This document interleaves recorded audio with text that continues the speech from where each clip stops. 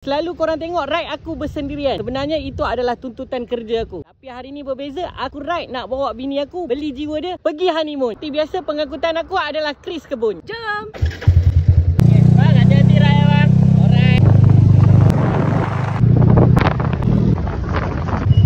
Aku dah sampai area Seremban, berhenti dah isi minyak sekejap dekat sini. Cuaca pun mendung, harap-harap perjalanan aku tak kena hujan lah sebab aku bawa bini aku kali ni. Perjalanan aku dari sini ke tempat yang hendak dituju lebih kurang 1.5 jam lagi. Masuk ke Seremban sekejap, hantar barang. Dalam pada masa yang sama kita buat duit sikit. Dapatlah cover duit minyak pun okey lah. Masih buat bini tu elok-elok. Baik, mantap bang. Hidup ini terlampau random.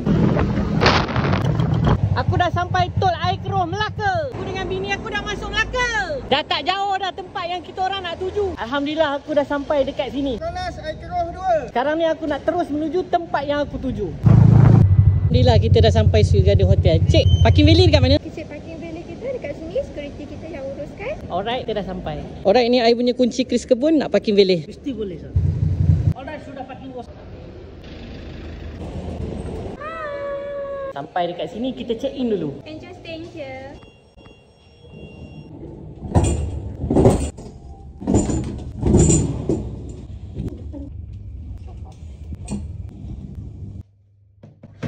Terima kasih bang. No problem bro. Baik.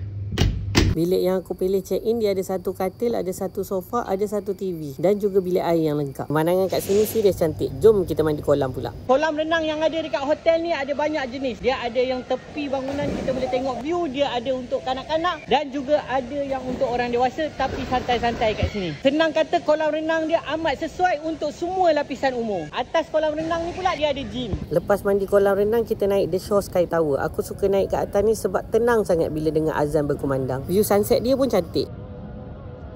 Terbaik. Kita turun makan malam dekat Sky Delhi. Walaupun Hotel Swiss Garden Melaka ni 4 bintang, tapi makanan dan layanan dia 5 star, 5 bintang man. Busy sedap lah. Oh, Saya suka, saya suka. makan kat sini tak menyesal loh. Specialnya dekat Sky Delhi ni bukan makanan je sedap, pemandangan pun cantik. Memang korang wajib datang tau. Aku busy dengan Raihan lepak dekat Mama ni. Sekali jumpa YB.